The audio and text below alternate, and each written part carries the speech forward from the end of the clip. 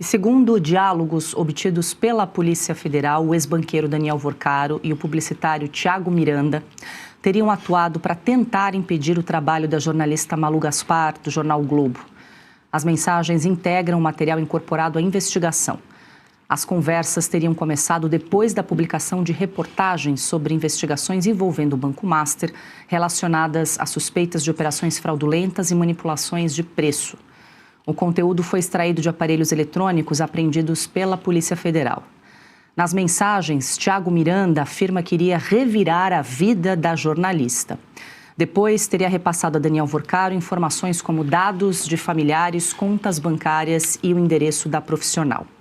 Ana, eu quero ouvi-la, mas antes a gente vai trazer alguns prints dessas conversas entre o ex-banqueiro Daniel Vorcaro e o Thiago Miranda, que trabalhava no grupo de comunicação do Léo Dias. E eles, em várias conversas, trazem à tona essa questão da Malu Gaspar, da jornalista. Então, eu vou trazer alguns prints de tela para a nossa audiência também acompanhar a conversa entre o Thiago Miranda, do grupo de comunicação do Léo Dias, e DV Daniel Vorcaro. Então, vamos lá.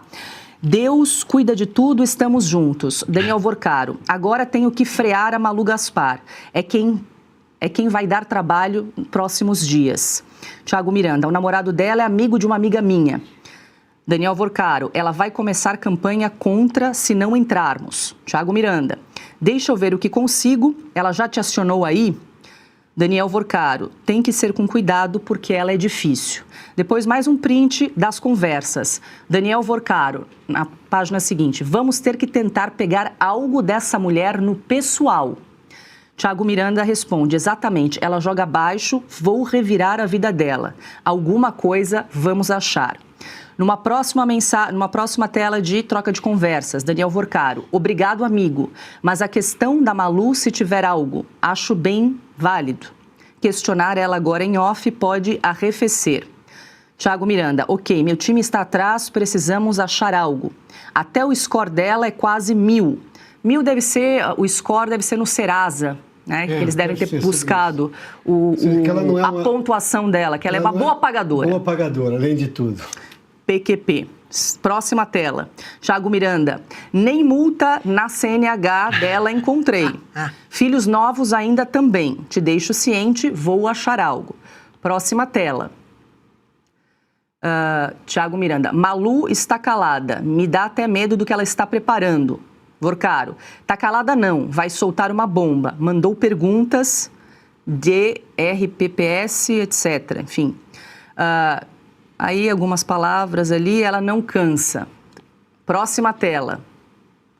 Deixa eu ver aqui, temos mais? Temos. Thiago Miranda, ri, depois fala, o problema é que ela não liga para dinheiro. Vive uma vida de merda. Jornalista esquerdista. Vorcaro, verdade. Thiago Miranda, tinha que levá-la para Isto É. Ela salvaria a audiência, mas ela sabe que é sua. Daniel Vorcaro, lá ficamos expostos, chamar. Temos mais tela? Temos. Thiago Miranda, estou montando a proposta da Malu. Vou falar com ela às 11 novamente. Pensei em uma luva e um fixo mais alto. Vorcaro, luva de 1,5 milhão e salário de 120 mil por mês. O que acha? Miranda, você quer me sugerir uma média ou posso seguir meu feeling? Pensei luva 1 milhão, salário de 150. Acho que luva mais alta é mais atraente, né? E aí o Vorcaro responde, temos mais? Vorcaro, Malu e Lauro vieram com mais fúria após a abordagem. São muito filhas da... Lauro soltou 5 matérias em 3 dias. Não sei como ficaram as tratativas, mas acho melhor abortar. Miranda, eles me pediram um tempo para organizar a vida. Eu vou para outro caminho, vou descobrir algo. Eles não são santos. Miranda, eu preciso arrumar uma forma de calar essa mulher. Ela é intragável. Vorcaro, precisamos. Miranda, ela tenta bater até derrubar. Vorcaro, contratar ela de lá. Boa, não tinha pensado nisso. Pode ser uma saída, mas precisa ser para ontem. Vorcaro diz, fazer proposta milionária para ela. É isso.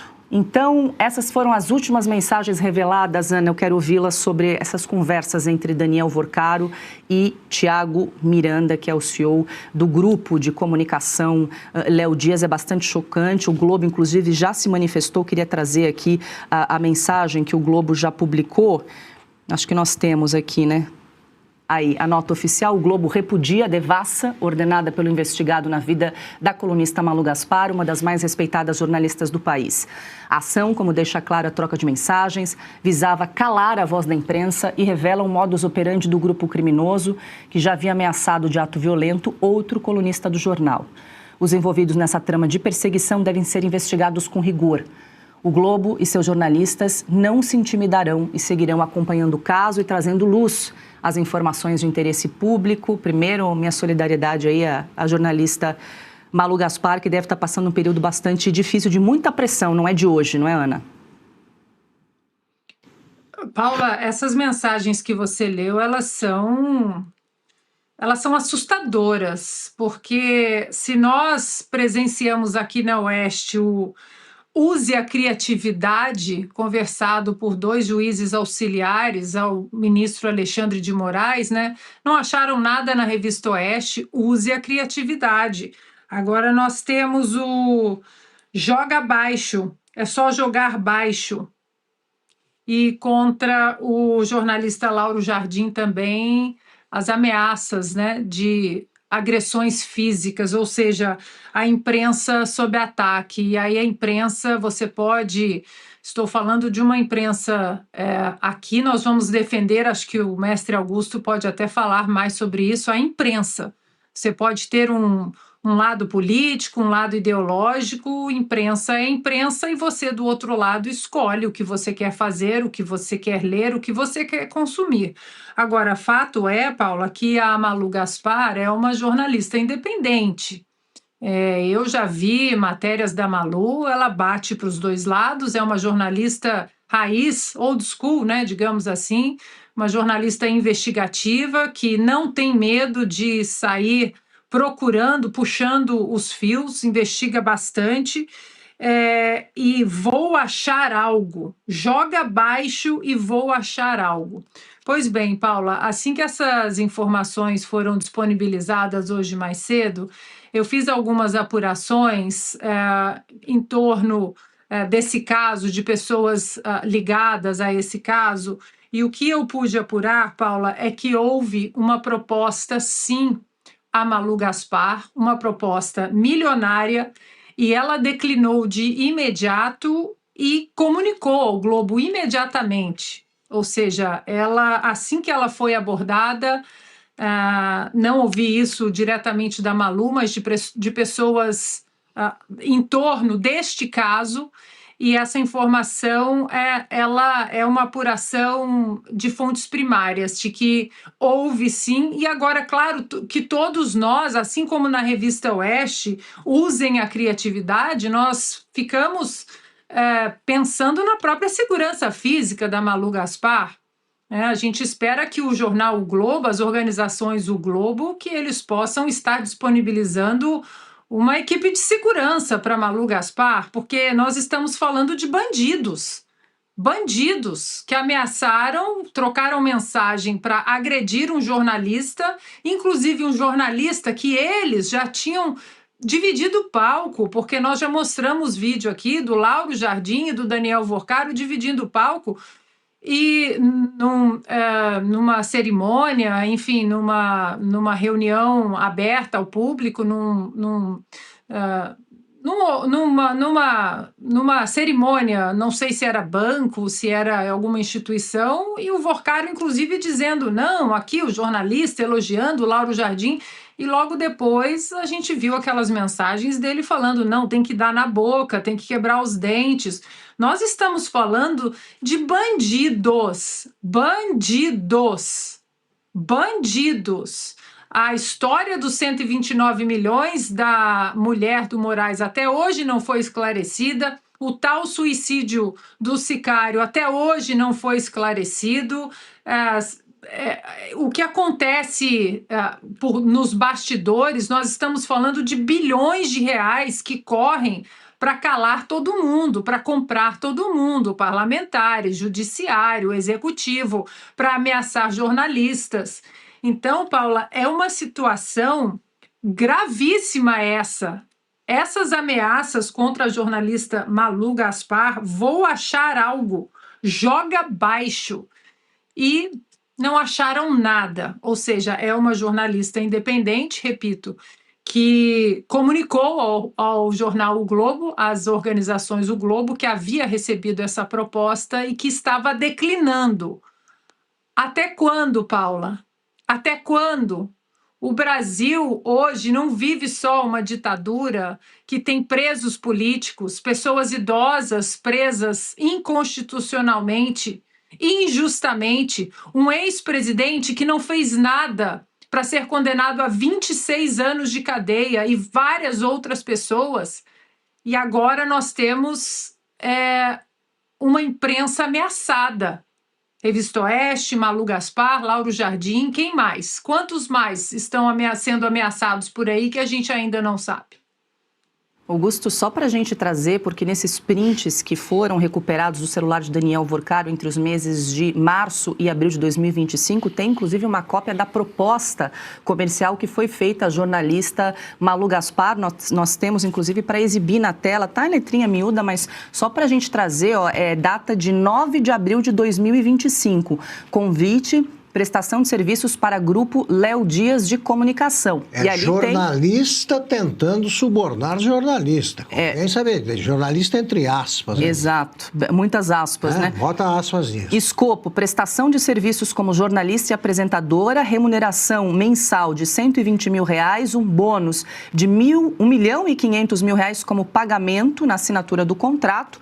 Exclusividade, ele traz algumas condições para participação, como a Ana nos trouxe, ela declinou dessa proposta e imediatamente informou ao veículo, ao jornal o Globo, onde ela trabalha atualmente. Vou procurar ser breve, mas eu tenho que fazer algumas revelações. Eu vou contar alguma coisa que já saiu em livro, já foi divulgada, mas já faz tempo. Foi no livro do Mário Sérgio Conte, Notícias do Planalto. Fez bastante sucesso quando foi lançado, não me recordo agora, quase 20 anos, mas esses fatos se deram, depois eu vou contar, no governo Collor. Era o Collor ainda o presidente da República, e eu estou no meio dessa história. Mas vamos ao caso da Malu. Conheço a Malu, conheço o que eles queriam quebrar o dente, o nosso Lauro Jardim. Os dois são absolutamente confiáveis e eles deram azar. Eles acham, todo corrupto acha que ninguém é honesto, não existe honesto. Que todo mundo tem preço. Até porque eles vão subornando esses jornalistas aí que tentaram subornar os outros. Não estou chamando de jornalista, não é isso aí. Né? Não é jornalista, é um bandido. Quem vai apresentar essa proposta em nome do Vorcaro. Para a Malu, trabalhei com eles, repito, são meus amigos. Isso é medalha. Isso é medalha. Quebraram a cara, foram procurar as pessoas erradas. E você viu, a Malu deixa rolar. Eles produzem provas contra eles mesmos, produzem contratos. E talvez você vai achar a assinatura da Malu. Claro que não. Ela estava colhendo material. E eles mostram a insanidade. Eles acham que ninguém, e que jornalista vai ficar enlouquecido com essa quantia. Sim. Até porque jornalista ganha mal, né? Eu não conheço nenhum jornalista que fica rico com o trabalho do jornalismo. Somos a classe média alta, alguns, e somos jornalistas porque queremos ser. Não? Se você quer ser rico, vai fazer outra coisa. Não é por aí. Comigo foi o seguinte, o Collor foi em 92, até 92. Até 92. Até 92. E aparece um sujeito que tinha sido meu chefe na Veja, eu dando os nomes, Mário Alberto de Almeida. Tinha sido diretor da Gazeta Mercantil. Aparece lá, eu me lembro da data, da época, porque eu estava trabalhando, ele apareceu de jogging. era a Semana Santa. E aí ele ofereceu, $800 mil, que eu receberia pelo Banco de Espanha, que depois foi fechado, tinha uma agência na Paulista, e eu deveria soltar uma determinada reportagem assinada por mim. Então. Aí eu perguntava, eu falei, bom, corto agora ou deixo rolar? Falei, vamos avançar um pouco na conversa. Falei, vem cá, alguém te disse que eu topo esse tipo de negócio e tal?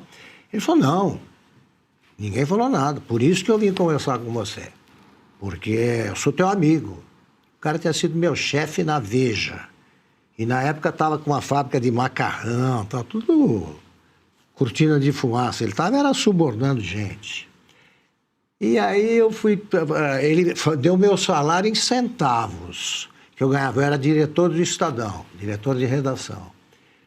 Ele veio e tal, eu deixei ele terminar a conversa, dizia que o esquema envolvia o Quércia, chegava a Campinas, mas começava com o Íris Rezende em Goiás, uma história confusa. Mas ele me mostrou um maço de dólares no bolso. Então ele pagaria para mim, chegaria a $1 milhão, mas divididos assim, 400 para ele e 600 para mim. Eu, assim que terminou a conversa, eu fui para a sala do Ricardo Sete, que era o diretor adjunto. Falei, Sete, eu achei que o cara até tem critério, porque como eu vou trabalhar e ele só encomendou, eu vou ganhar mais. Agora, eu achei que eu valia mais. Ele disse que acha que eu valho $1 milhão. Pô, $1 milhão hoje já não é tanto assim. Brincando com isso, falei para o Sete, contei para o Julinho Mesquita, meu chefe imediato, fui falar com o doutor Júlio, contei tudo isso, falei, vou denunciar isso aí. Queria denunciar na primeira pessoa. O Antônio Carlos Magalhães, um tremendo PhD em política, conversei com ele, falei, eu vou dar isso aí, contei a história, disse, eu quero dar isso aí, assinar a matéria em primeira pessoa e tal. Ele falou, você faz isso, a Folha vai dar o outro lado. E o Mário Alberto Almeida vai dizer que você que fez a proposta para ele. Fiquei esperando a chance, depois falei com o doutor Júlio e tal, mandei um recado para o Mário Alberto, depois de um certo tempo, dizendo assim, Mário Alberto, ponha na conta da minha desinformação, entre aspas, e pus, entre parênteses, desinformação interiorana, mas eu não lido com corruptos. Espero que você volte ao bom caminho. Tá, mandei para ele. E o cara me telefonou 300 mil vezes, não atendi. Fiquei esperando a chance. Quando saiu o livro do Mário Sérgio Couto, eu contei. E contei um segundo caso semelhante. Também aconteceu, feito por jornalista Fernando Sandoval, que já morreu. E eu cheguei e propus, pelas informações que me foi possível juntar, nas duas conversas muito parecidas, eu dei uma entrevista para a revista Imprensa do seguinte, olha, vamos quebrar o sigilo bancário de todo diretor de redação, todos. Eu só perdi conhecidos, né? Não vou chamar de amigos. Ninguém topou e eu fiquei visto como um exibicionista, ali, etc. Mas dei o nome, dei a quantia, dei tudo. E denunciei. Saiu uma reportagem na Veja e na 0 Hora também fazendo a mesma denúncia. Agora, o que vocês acham? Eles resolveram subornar, o Paulo Moreira Leite também recebeu uma abordagem semelhante. Que tal? Vocês acham que esses caras são tão azarados, os corruptores, que eles foram falar justamente com 2 que não toparam? Só nós. Ou eles falaram com mais pessoas que ficaram bravas com a ideia de quebrar o sigilo bancário e revelar contas do Banco de Espanha, que não por acaso, como diria a Veja, foi fechado pela polícia da Espanha. Tinha uma agência no Brasil. Falei, vamos examinar isso aí, vamos atrás desse negócio. Ninguém seguiu essa proposta. E eu continuei sossegado nos 10 minutos que precedem o sono. Sim. Né? Aí, então, esses caras, eles devem encontrar jornalistas que topam. E encontram também, não é heroísmo nenhum, jornalistas que estão dispostos a dizer a verdade. Eles me ofereceram um suborno, acabaram me dando uma notícia, que ficou pública. E me processaram, mas a carreira deles acabou. Sim, claro. Então, eu sei como é que isso é, sei como é que a gente recebe. Num primeiro momento você se sente mal, porque você acha, como é que pode? O cara não te conhece. Pois bem, é medalha receber isso aí. É mais um atestado de probidade aí que recebem o Lauro Jardim e a Malu. Então, de parabéns. Piotr, a gente tem acompanhado cada semana um novo capítulo aí desse escândalo do Master, agora essas revelações envolvendo a jornalista Malu Gaspar, e a gente viu também em outras oportunidades as trocas de mensagens em relação a Lauro Jardim, o modus operandi desse grupo mafioso, como inclusive usou esse termo o ministro relator André Mendonça. Agora, me chama a atenção que, há poucas semanas atrás, o ministro Gilmar Mendes votou pela domiciliar do pai do Vorcaro, e para mandar o primo do Vorcaro para casa. Ele não via indícios ou necessidade de usar preventivo. Até quero depois perguntar para o Marcelo a respeito disso. Para o Gilmar Mendes, o pai e o primo de Daniel Vorcaro deveriam estar em casa. Gilmar Mendes não vê nenhum problema em o Toffoli assinar uma série de devoluções de dinheiro de todas aquelas empresas gangsters que atuaram na Lava Jato e que fizeram acordo de leniência com advogados caros, ou seja, ninguém foi pressionado a nada ali, né? Mas, vamos lá, isso aí é um ataque ao jornalismo brasileiro e a reação da Malu. Agora, o Grupo Léo Dias se manifestou sobre isso? Porque o Grupo Léo Dias, em tese, estava sendo usado pelo Vorcaro para propor um contrato de trabalho que, na verdade, era um cala-boca. Corrupção. É uma mordaça. Exatamente, ela vai trabalhar para o Grupo Léo Dias e vai seguir qual orientação editorial, né? O grupo precisa se manifestar também. Ele era o quê? Era só uma ponte para o Vorcaro? O Vorcaro era dono do Grupo Léo Dias? Esse é o tipo de coisa que precisa vir a público e se explicar, porque tem essas mensagens. Ou negar todas essas mensagens, mas se negar vai ter que dar um argumento melhor.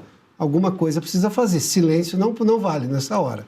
Nós estamos falando aqui de uma denúncia gravíssima, revelações muito, muito graves do que estava acontecendo, com uma tentativa de extorquir, ou de ameaçar, ou de oferecer dinheiro, comprar silêncio de jornalistas.